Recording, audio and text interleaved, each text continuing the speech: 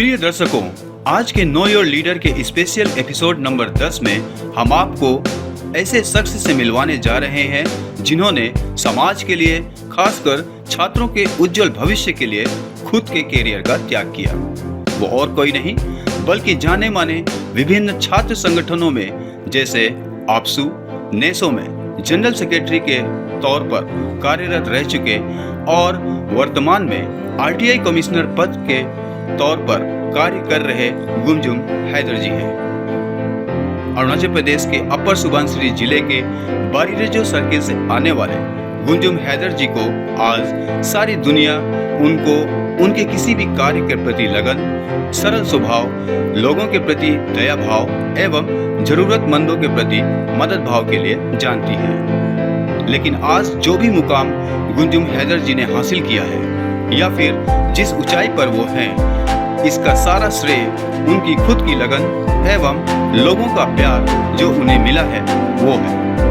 तो आइए दोस्तों, हम आपको मिलवाते हैं गुमजुम हैदर जी से, जो कि आने वाले 2024 का विधानसभा चुनाव के लिए एक उम्मीदवार के तौर पर चुनाव लड़ने जा रहे हैं। तो हमारे सामने हैं गुमजुम हैदर जी। State Information Commissioner. I'm one of the State Information Commissioner of Arunachal Pradesh. We are 4 State Information Commissioners and 1 State Chief Information Commissioners here. And इससे पहले मेरा स्टूडेंट करियर से मैं स्टार्ट किया मेरा और अरुणाचल स्टूडेंट्स यूनियन दिल्ली का प्रेसिडेंट मैं 1999 में बना और 1999 में स्टूडेंट यूनियन जो दिल्ली का है उधर से बनने के बाद मैं रुका नहीं। मैंने 2003 का एपीसीएस प्रीलिम्स एग्ज़ाम भी मैंने क्लियर किया था, लेकिन उसके साथ मेरा एलएलबी का फाइनल ईयर का एग्ज़ाम भी था और साथ में आपसू all Arunachal Pradesh student union का इलेक्शन भी चल रहा था। बहुत सारा लोग मुझे अप्रोच करने का चलते मैं एपीसीएस और एलएलबी जो फाइनल ईयर का एग्ज़ाम है सोचा कि मैं आपसू में रह के सेवा करना चाहता हूँ। आपसू में एक मौका था तो मैं आपसू जनरल सेक्रेटरी को चुना। I'm Gunjan Haidar. I have started in APSU as a joint secretary of Delhi unit of APSU. Then I become general secretary of APSU and retired as a secretary general of Northeast Students Organization. Thank you. और आपसू general secretary 2004 में मैं आपसू का general secretary बना। तब से मैं public life में पूरा जितना भी काम कर सका, जितना भी लोग तकलीफ़ है, दुख है, उसको देखने के लिए कोशिश किया। मेरा बस में जितना हुआ, क्योंकि मेरा कोई भैया या चाचा या कोई मेरा फैमिली में ऐसा कोई बड़ा आदमी था नहीं, तो जितना भी हो सका मैंने अपना से मैनेज किया। मैं कोई गवर्नमेंट से मदद नहीं लिया, ये नहीं लिया, लेकिन मेरा से जितना हो सका मैं किया। तो आपसू में होने के बाद, आपसू के बाद सारा नॉर्थ ईस्ट का जितना भी स्टूडेंट्स है, all Assam student union, AASU, Mizo Zirlai Pawl, MJP, Khasi student union, Garo student union, Tripura student federation, all Manipur student union, AMSU, Naga student federation, NSF जो हम लोग बोलते हैं।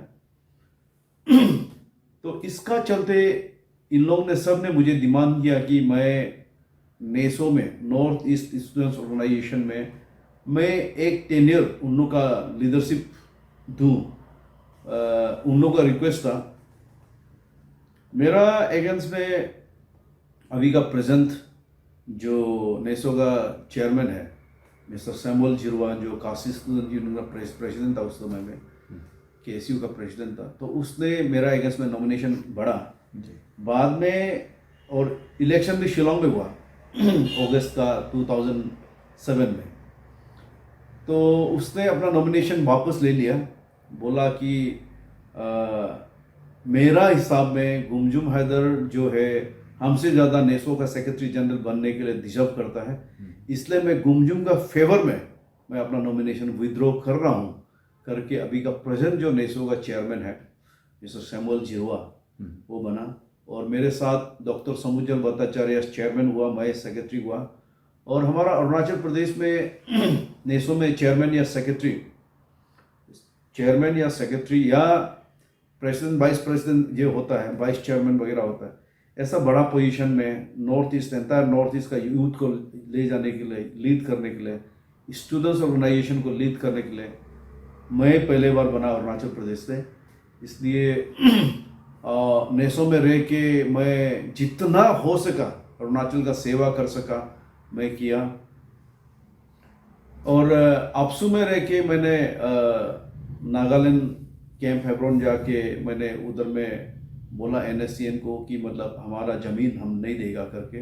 हेब्रोन में हम ऐसा और मुइवा का साथ में बैठ के हमने वो उन लोग को क्लियरली बता दिया, अरुणाचल का ज़मीन हम लोग किसी को नहीं देगा करके हमने बता दिया था।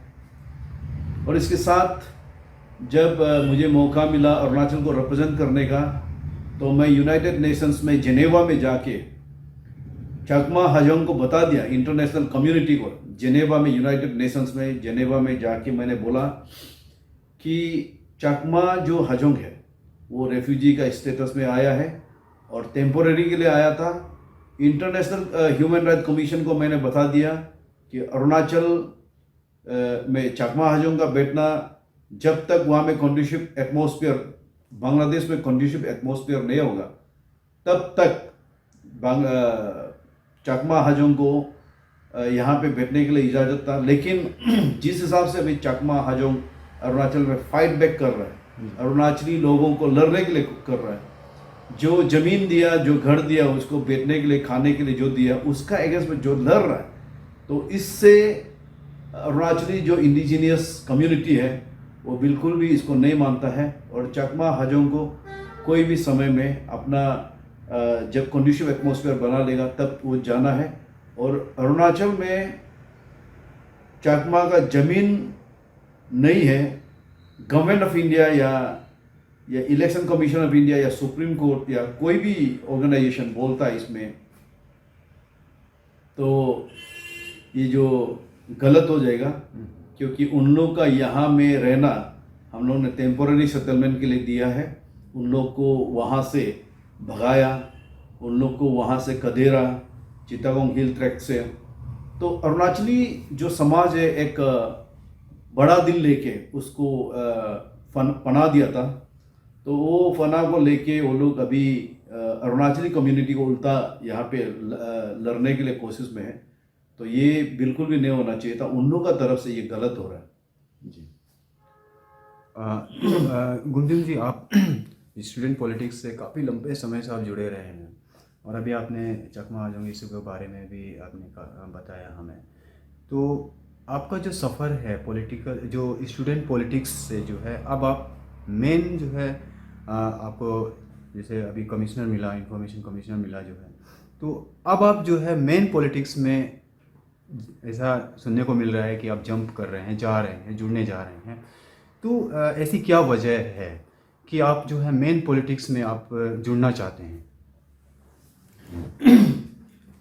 ये मैं सोशल सर्विस करते आया हूँ, आपने आप सब देखा है, मैं सोशल सर्विस ही करते आया। मेरा अगर मैं 1 लाख रुपया कमाता हूँ तो 1 लाख में से 70,000 मैं समाज में खर्चा करता हूँ।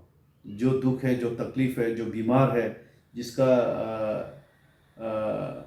यहाँ पे बीमार होके कोई मर गया, उसको तुरंत यहाँ से इवेक्यूएट करना है, किसी को कॉलेज का एडमिशन का फ़ीस का ज़रूरी हो गया, किसी को स्कूल का फ़ीस का ज़रूरी हो गया। जब तकलीफ़मंद लोगों को हमने सेवा करते आया है, और ये आज लोग मुझे डिमांड कर रहे हैं कि मेरा ये इंफॉर्मेशन कमिश्नर से मैं रिजिग्नेशन दे के उन लोग को लीड करने के लिए जल्दी मैदान में आने के लिए। मैंने कुछ क्लिप्स वगैरह देखा है और मेरा घर में भी बहुत लोग आया है, मुझे डिमांड कर रहा है कि मतलब वहाँ पे लीडरशिप वो लोग किसी को नहीं मानता है। इस बार जैसे भी करके आप हम लोग को एक लीड करने से ठीक है करके बहुत लोग आ रहा है। ये जो रूलिंग वाला एमएलए का तरफ से भी आ रहा है, फॉर्मर एमएलए का लोग है वो भी आ रहा है, सारा लोग मिलके सब फोर्स कर रहा है कि मैं रेजिग्नेशन दूं, उन लोग को साथ दूं। ऐसा है फिलहाल तो। और ऐसा नहीं है कि मैं एरिया को मैं जानता नहीं हूँ। जैसे कि नीपू निदाक हमारा जब स्टार्ट होता है तो सबसे लास्ट वाला बस्ती होता है, तालिया कॉन्स्टिट्यूंसी से सटा हुआ होता है, वो है नीपू निदाक।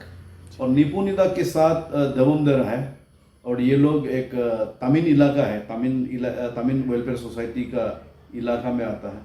तो बहुत सारा ऐसे क्लान बेस्ड ऑर्गेनाइजेशन है, बहुत सारा क्लान वहाँ पे सेटल्ड है।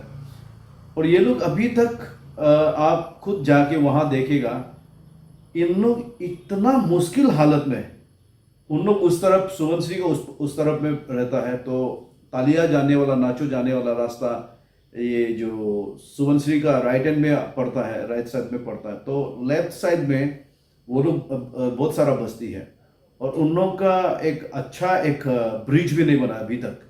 तो लोग वहाँ से बीमारी आदमी को लेके जाता है, राशन पानी वहाँ से लेके जाता है, और लोगों का लाश भी उस हैंगिंग ब्रिज, जो डिलेपिडेटेड हैंगिंग ब्रिजेस है, खुद का लाइफ को रिस्क में रख के लोग दवमदरा, आपका नीपू निदाक एरिया, ये लेने हो गया, होरो हो गया, ग्यामुक्रिजो हो गया, इन लोग का जगह का जो नासी है, बातुर है, गुसार है, तो इन लोग का आने जाने में बहुत तकलीफ है। तो इतने सालों में इतना लीडर्स आया है, वहाँ पे कोई काम कुछ किया नहीं। इसलिए जब भी मैं इसको देखता हूँ, बातुर में लोग कैसे करके जाता है, नासी में, इनफैक्ट नासी में, बातुर में लोग आजकल कम बस रहे हैं, क्योंकि वहाँ पे आपका ट्रांसपोर्टेशन, कम्युनिकेशन इतना तकलीफ है। इसलिए वो लोग भी माइग्रेट करके आ रहे हैं, लोग अपना पुराना बस्ती छोड़ के। अभी नीपू में, निदाक में बहुत कम लोग हैं। ऐसे करके बहुत लोग, ऐसा नहीं है कि वो बस्ती में बैठना नहीं चाहता, बस्ती में बैठना चाहता है, लेकिन फैसिलिटीज नहीं है। बहुत सारा मुश्किल का हालत में वो लोग वहाँ पे बैठा हुआ है। तो इसको मैं ठीक करना चाहता हूँ। अगर मैं पॉलिटिक्स में आता हूँ, मैं पॉलिटिक्स में रहता हूँ, तो मैं सबसे पहले इसको ठीक करना चाहता हूँ। और इतना सालों में गुसर सर्कल है, गुसर सर्कल में आपका बुलो हो गया, मुकी हो गया, उली हो गया। अभी जब मैं बस्ती गिन रहा हूँ, नीपू निदाक है, आपका देवम है, देरा है, बातुर है, मुकी, नासी है, और गुसर है, साथ में ये बुई है, हृदय है, लीदा 2 बस्ती है, लैन्य बस्ती है, कुपुरी जो है, बेलो है। तो ऐसा करके बहुत सारा बस्ती, इसके लिए एक बहुत पुराना सर्कल हेडक्वार्टर बना दिया था। वो सर्कल हेडक्वार्टर का हालत अभी तक ऐसा खराब है, वहाँ पे बैठता नहीं है, ऑफिसर तो है नहीं, ऑफिस भी बनाया नहीं ठीक ठाक। तो इसके लिए अब रोड कम्युनिकेशन वहाँ में जाने, वहाँ तक पहुँचने के लिए इतना ठीक नहीं है। इतना साल में आपका अटल बिहारी वाजपेयी का गवर्नमेंट का समय से PMGSY आ रहा है, और वो बहुत सारा बस्ती का साथ में कनेक्टेड नहीं है। और इसको कोई भी MLA करता है, करके आता है, तो इसको ये नहीं कि MLA का एफर्ट है, गवर्नमेंट ऑफ इंडिया देना चाहता है कि इसको हर बस्ती, हर गांव जहाँ पे लोग बसा है, वहाँ तक रोड कनेक्टिविटी लाना है। ये गवर्नमेंट ऑफ इंडिया का स्कीम्स है। तो इतना तक अभी तक नहीं हुआ, इसको भी होना चाहिए। और हमारा ये जो गुतरिपा है, दुम्पुरिजो से ऊपर में एक गुतरिपा सर्कल है, वहाँ पे आपका दरे नालो है, अरा नालो है, ओमते बागे, गिरते बागे, हाली है, पाजा है, पारम है, तो आया मारदे, इन लोग के लिए एक अलग से एक सर्कल हेडक्वार्टर बना है। वो सर्कल हेडक्वार्टर में अभी तक कोई सेटलमेंट ही नहीं है। तो ये एक चीज़ है। और दूसरा, बारेलीजो हमारा डिस्ट्रिक्ट हेडक्वार्टर से सबसे दूर में है, सबसे दूर। लेबरी, लाइगी, रिको, रूमते, देगो और तसिदोनी, तमारिपा, लेपू, ये सब मतलब बड़ा बड़ा बस्ती है और सबसे दूर है डिस्ट्रिक्ट हेडक्वार्टर दापोरिजो से। तो इसके लिए कुछ फैसिलिटीज है नहीं। यहाँ पे हम लोग ने एक एसडीओ तुकी साहब को बोल के एक एसडीओ खोल दिया था।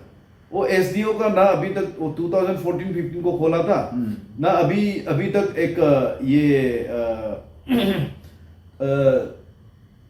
ना अभी तक एक एडीसी का घर, एसडीओ का घर बना, ना कोई स्टाफ का घर बना, ना रास्ता अभी तक ठीक है। अभी तक 7-8 साल हो गया, 7-8 ईयर्स हो गए, नहीं 9 ईयर्स समथिंग हो गया, 2014 से 9 ईयर्स हो गया अभी तक। तो अभी तक उसमें कुछ इंफ्रास्ट्रक्चर डेवलपमेंट नहीं है, कुछ भी नहीं, कोई स्टाफ नहीं है ऐसे करके। क्योंकि हम लोग का सोच था इसको एसडीओ हेडक्वार्टर बनाने का, ये मकसद था कि मतलब एडमिनिस्ट्रेशन जो है लोगों के सामने होना चाहिए ना। हर कोई दापोरिजो नहीं जा सकता, बहुत दूर है, बहुत तकलीफ है, जिसका पास में गाड़ी घोड़ा नहीं है।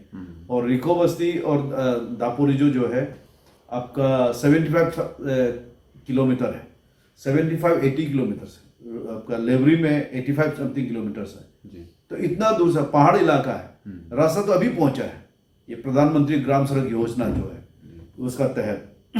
तो बहुत सारा मतलब लोगों को जो तकलीफ है वो हम दिखाई दे रहा है, उसको दिखाई दे रहा है और लोग उसको फील कर रहा है। और ऐसा है उधर में हमारा दुमपुरिजो और बारोडिजो मारो एरिया में एक केवीके बहुत अच्छा है, केवीके। और केवीके खोला है, उसका बाद एक आईटीआई है, इंडस्ट्रियल ट्रेनिंग इंस्टीट्यूट एक बनाया है, एक केवीके केंद्रीय विज्ञान केंद्र वो बनाया है। तो इन दोनों का कुछ एक्टिविटीज नहीं करा पा रहा है हमारा जो सिटिंग एमएलए। तो इसको मैं इन दोनों को भी, ये जो आईटीआई है आपका, ये जो केवीके है, इसका बहुत अच्छा प्रयोग करना चाहता हूँ। और हमारा जगह टूरिज्म का संदर्भ में अरुणाचल में one of the most beautiful place है दुमपुरिजो। जो है आप जब ये से दोन बस्ती से जाएगा, बाजा दोन बस्ती से देखेगा, दुमपुरिजो इतना मतलब एक खूबसूरत जगह है। वहाँ पे सुबनश्री है, वहाँ पे सिन्युम रिवर है, और वहाँ पे सी रिवर है। बहुत ज़्यादा पिकनिक का स्पॉट बन सकता है, पिकनिक जो लवर्स हैं उसका एक टूरिज्म एडवेंचर स्पॉट बन सकता है। बहुत सारा ऐसा जगह है जो डेवलपमेंट हो सकता है। और टूरिज्म को लेके हमारा वहाँ में काज करने स्टार्ट नहीं किया है कोई भी गवर्नमेंट, कोई भी एमएलए इसका तरफ में कोई वो नहीं दिया है। तो बहुत सारा लड़का है अभी यहाँ पे ईटानगर में बैठ के ऑटो चला रहा है, टेम्पो चला रहा है, छोटा मोटा दुकान खोल के बैठा हुआ है। तो इन लोग का मतलब वहाँ पे खुद के यहाँ में रोजगार नहीं होने का कारण से, यूथ में जो स्किल डेवलपमेंट है उसको एम्फोसिस नहीं देने का कारण से। तो हमारा जब मैं मिलता हूँ इन लोग से, मुझे बहुत दुख होता है। अपना पिताजी को, माँ को छोड़ के यहाँ पे ये लोग टेम्पो चला रहा होता है, ऑटो चला रहा होता है। ऑटो ऐसा नहीं है कि ऑटो हमने भी नहीं चलाया, ऑटो टेम्पो हमने भी चलाया पहले स्कूल जब यहाँ पे था। तो ऐसा करके इन लोगों का तकलीफ मैं दूर करना चाहता हूँ। और ऐसा नहीं है कि ये कोई छोटा मोटा काम है, लेकिन बहुत ज़्यादा ऐसा लोग हैं यहाँ में ऑटो चला के इसको कैसे करके आगे लेके जाना है, उसका रास्ता मैं दिखाना चाहता हूँ इसको। अगर मैं पॉलिटिक्स में रहता हूँ, मेरा पॉलिटिकल इंटरेस्ट होना या सोशल लाइफ में रहना, मैं तो इसी का ये है। एक लीडर का काम क्या है? लीडर का काम है लीडर पैदा करना। लीडर का काम है लीडर में जितना जो समाज को जागरूकता लाना है वो बताना, ना कि मतलब उसको हर किसी को आप चेक के चला जाना। लीडर का काम है लीडर तैयार करना। कल को मैं नहीं होऊंगा तो मेरे साथ मेरे चले जाने के बाद में कोई लड़का उसको सीधा ऑक्यूपाई कर सकना चाहिए। ऐसा मैं समाज देखता हूँ, ऐसा सोसाइटी, ऐसा समाज जहाँ पे लोग हर तरह का चीज़ों से जागरूक है, वो अपना को सक्षम समझे, जो भी छोटा मोटा काम कर रहा है उससे वो निराश नहीं होना चाहिए। छोटा काम भी छोटा काम है, बड़ा काम भी बड़ा काम। जो आपका कबीरदास का दोहे है, जहाँ काम आवे सुई वहाँ कहाँ करे तलवार। तो तलवार वाला काम को तलवार करे, सुई का काम को सुई करे ना। और जहाँ आपका ये संदर्भ में जहाँ चीफ मिनिस्टर का काम है चीफ मिनिस्टर करेगा, जहाँ जूता मोची का काम है जूता मोची करेगा। तो जूता मोची का काम को भी चीफ मिनिस्टर से, मैं उससे दोस्ती हूँ, तो चीफ मिनिस्टर का काम को जूता मोची करेगा, जूता मोची का काम को चीफ मिनिस्टर करेगा। ऐसा तो नहीं हो सकता ना। समाज में अलग अलग किस्म का लोग होता है। तो गुंजन जी, आपने अपना जो विज़न हमें जो बताया अभी, तो देखा जाए तो अभी जो 2024 का जो चुनाव नज़दीक है, अभी वहाँ जो सिटिंग एमएलए हैं, तो आप जो है आपको भी काफ़ी तजुर्बा है पॉलिटिक्स में खासकर, लेकिन जो सिटिंग एमएलए वहाँ के हैं, तो आप इस बार जो है कोई भी पार्टी से जब आप ऐसे कैंडिडेट आएंगे वहाँ लड़ेंगे, तो आपका जो सिटिंग एमएलए के साथ में जो पॉलिटिकल फाइट होगी, क्योंकि वो भी काफ़ी तगड़े उम्मीदवार हैं वहाँ से, तो कुछ स्ट्रेटजी आपकी कुछ रहेगी, ऐसा कुछ खास स्ट्रेटजी आपने कुछ सोचा? ऐसा कोई मेरा कोई बहुत बड़ा प्लान या बहुत बड़ा स्ट्रैटेजी ऐसा कुछ नहीं है। जो लोग उसको पसंद करेंगे करेंगे, जो लोग मुझे पसंद करेंगे करेंगे ना। जब मैं अगर आप जब मैदान में है तो आपको पसंद करने वाले होंगे, तो उसको पसंद करने वाले होंगे। तो हमारा क्वालिटीज़, हमारा क्वालिफिकेशंस, हमारा मेरिट्स, हमारा डीमेरिट्स, मेरा पॉजिटिव उसका पॉजिटिव, उसका नेगेटिव मेरा नेगेटिव, ये सब देखने के बाद लोग ये करेंगे, देखेंगे। उसके बाद फैसला करेगा कि मतलब किसके साथ में क्या पॉजिटिविटी, क्योंकि रैशनल होना पड़ेगा, बैलेंस करना पड़ेगा। आज बहुत सारा मैं जगह में देखता हूँ, not only in my constituency, बहुत सारा कॉन्स्टिट्यूंसी में मैं देखता हूँ लोग बोलता है ये एमएलए वो काम नहीं करता है, ये एमएलए वो काम नहीं करता है, ये एमएलए तो खुद काम करता है, खुद ये करता है। क्योंकि अरुणाचल में समाज ऐसा हो चुका है, इलेक्शन से पहले हर कोई पैसा मांगने आ जाता है।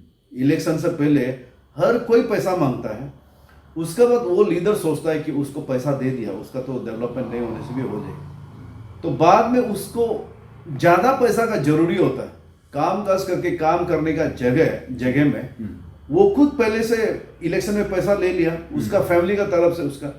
आप इलेक्शन में 50 रुपया लेता है, 50,000 लेता है, 20,000 लेता है, 15,000 लेता है ना।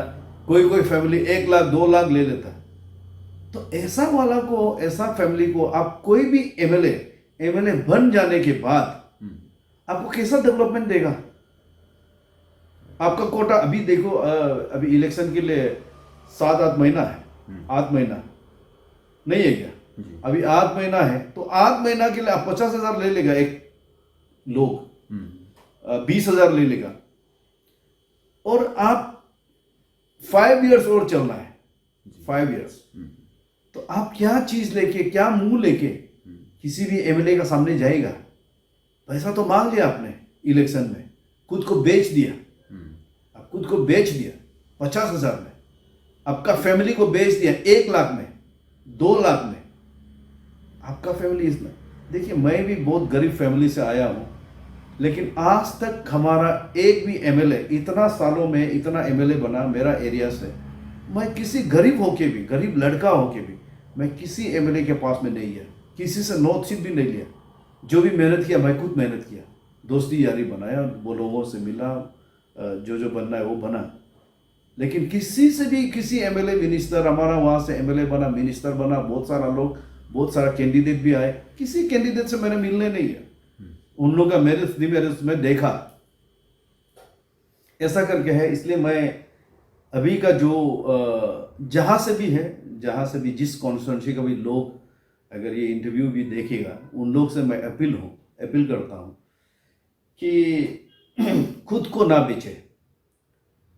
वोटिंग ही ऐसा एक ये आर्ट है, जिस दिन पढ़ना है उस समय में प्रेसिडेंट ऑफ इंडिया का भी एक vote, prime minister of India का भी एक वोट, चीफ सेक्रेटरी का भी एक वोट, चीफ मिनिस्टर का भी एक वोट, और आपका भी एक वोट, ये सबका है। तो इस समय में आपको सही लीडर चुनने का, जो नेता आपको लीड कर सकता है, अच्छा कर सकता है, उसको चुनने के बजाय आपने पैसा में चला गया ना, और 5 इयर्स 6 इयर्स उसमें कितना तकलीफ आते रहेगा। तो आप इतना सारा मतलब एरिया को डेवलपमेंट कराना था, या खुद का भी स्कीम लेके आप डेवलपमेंट करना था, वो स्कीम तो लिया नहीं, क्योंकि आपको मिलेगा नहीं, वो आपको ऑलरेडी दे चुका ना, आपको ऑलरेडी 20,000 दे चुका, 50,000 दे चुका, 1 लाख दे चुका इलेक्शन से पहले। क्या मुंह लेके जाएगा एमएलए का पास? और हर एमएलए को आप लोग फिर मतलब वो एमएलए बन जाने के बाद में एमएलए बूढ़ा है, खराब है बोलता है। एमएलए भी करेगा क्या? वो तो भगवान नहीं है ना। तो अगर आप लोग इतना एमएलए को जो कैंडिडेट को बोलता है कि मतलब ये डेवलपमेंट होना है, वो डेवलपमेंट होना है, लेकिन आप उससे पहले पैसा मांग लेता है, तो बिल्कुल भी पैसा में मत जाइए ना, बिल्कुल भी पैसा में मत जाइए। जो भी होना है खुद का बलबूते पे, खुद पे विश्वास रखो, खुद पे विश्वास रखो। सर फाइनली सर एक छोटा सा प्रश्न रहेगा। आप इस 2024 के चुनाव के लिए खासकर अपने वोटर्स से आप क्या अपील करेंगे? मेरा अपील तो यही रहेगा, गुमजुम हैदर आपका कम्युनिटी से, आपका समाज से, तोपो हचे, करगा करा, तानी ततोर, और उसके अलावा भी हमारा वहाँ में तामीन है। तामीन के साथ में अभी ये में बेलो बस्ती में हमारा कारका लोग हैं, और वहाँ में रिवा है जो कारको है, और वहाँ में ततु है जो बोगुम है, और हमारा ये जो लोदू क्लान्स है, तोपो हचे के अंदर में लोदू क्लान्स बेहत रहा है, और कुछ योमगाम फैमिली भी है, और कुछ न्योई क्लान्स है। न्योई क्लान्स एक तो बड़ा बस्ती है, तसीदुनी, तमारिपा और दुला बस्ती में बैठता है। तो न्योई क्लान का 3 बस्ती हो गया, तो बोगुम का हो गया, गारा क्लान हो गया, रोन्या क्लान हो गया, वहाँ पे बैठा है। और ये जो अकोम है, अकोम जो खुद को हमारा एरिया में है, फिर भी जो खुद को निशी मानता है, अकोम क्लान, वो लोग लाइगी बस्ती में बैठता है। तो वो लोग है, तो करगा का अलावा, तोपो हची के अलावा या तानी ततोर के अलावा बहुत सारा ऐसे जाति है, लेकिन बेसिकली वहाँ पे कॉमनली लोग बोलता है तानी ततोर, तोपो हचे और करगा करा। वो एरिया का नाम ऐसे देखे 3 एरिया बताता है, लेकिन ये सब बहुत सारा क्लान्स है वहाँ पे। उन लोग से मैं अपील करूँगा कि मतलब मैं इतना एक्सपीरियंस, इतना दुनियादारी देखने के बाद एक मौका तो गुमजुम हैदर को देना चाहिए। मैं समझता हूँ मेरे लिए 5 इयर्स इनफ है, गुमजुम हैदर के लिए 5 इयर्स, 5 साल काफ़ी है। इस 5 साल में अगर मैं डेवलपमेंट नहीं करता हूँ तो आप आराम से चेंज कर सकता है। आपने लरविन नासी साहब को चेंज किया, अपने ताकर दुनी साहब को 5 साल देखने के बाद में चेंज किया, आपने ताकर मार्दे को उसका डेवलपमेंट किया वाला देखा, उसका डेवलपमेंट को देखते हुए आपने उसको 3 टेनियर मार्दे साहब को बिताया। तो फिर 3 टेनियर के बाद में आपने रिजेक्ट किया, फिर पांगा बागे को बनाया, फिर पांगा बागे को बना के आपको उसको काम का स्टीक नहीं लगा, आपने उसको भी हटा दिया। अभी रोदेबुई है, रोदेबुई, और बहुत सारा लोग आके मुझे बोलता है कि रोदेबुई का काम काज से सेटिस्फाई नहीं है, बहुत सारा है। अभी रोदेबुई साहब का बहुत सारा सपोर्टर्स मुझे आके बोल रहा है कि मतलब उससे हम निकल गया, उससे काम नहीं होगा बोलता है, उससे बिल्कुल भी उम्मीद अभी और नहीं है, और उम्मीद नहीं रखता है बोलता है। तो सब लोग मेरे पास आके मुझे रिक्वेस्ट करता है कि आप रिजिग्नेशन देके हम लोग के लिए नेता बन देना है। तो मैं, आपने जो पूछा, मेरा हिसाब से मेरे लिए 5 इयर्स काफ़ी है। 5 साल, 5 इयर्स मुझे मौका देखिए और मेरा काम काज देखिए, और मेरा काम काज में आपको पसंद नहीं लगने से आप मुझे 5 साल बाद में हटा सकते हैं आराम से। तो ये मेरा हर डुमपुरजो का पब्लिक से बारेरिजो मारो सर्कल बारेरिजो SDO हेडक्वार्टर के पास में साथ में आता है ये जो हक्तरिपा SDO, एक मारो सर्कल है हमारा, बहुत बड़ा सर्कल है, और गुतरिपा है, गुतरिपा सर्कल है, डुमपुरजो ADC ये है, डुमपुरजो ADC के अंदर में सब ये सर्कल आ जाता है, तो गुसर सर्कल है।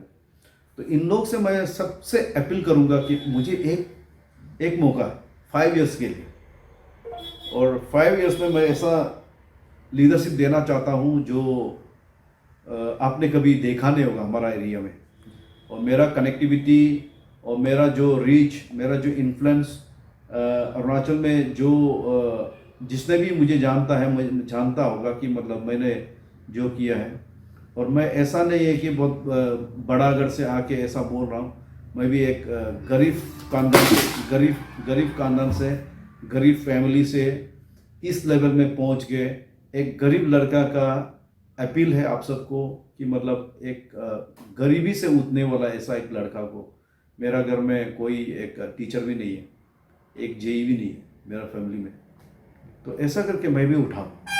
तो मुझे एक गरीब लड़का को एक 5 इयर्स का मौका देखिए आप लोग, मैं आप लोग का जो सोच है उसको जो मेरा से हो सकेगा मैं पूरा कोशिश करूँगा कि उसको सॉल्व करने के लिए। तो बहुत बहुत धन्यवाद गुंजन जी हमसे सर बातचीत करने के लिए सर, और आशा करते हैं कि आने वाले दिनों में ज़रूर आप एज ए कैंडिडेट मैदान में उतर ही रहे हैं, तो पब्लिक ज़रूर आपका इस व्यूज़ को जो है, जो आपके विचार हैं उसको देख के जो है सपोर्ट ज़रूर करेगी, और आप पॉलिटिकल लाइफ में काफ़ी कुछ आगे चल के अच्छा करेंगे, खासकर आम जनता के लिए। बहुत बहुत धन्यवाद एक बार फिर से हमसे बातचीत करने के लिए sir. Thank you. Thank you.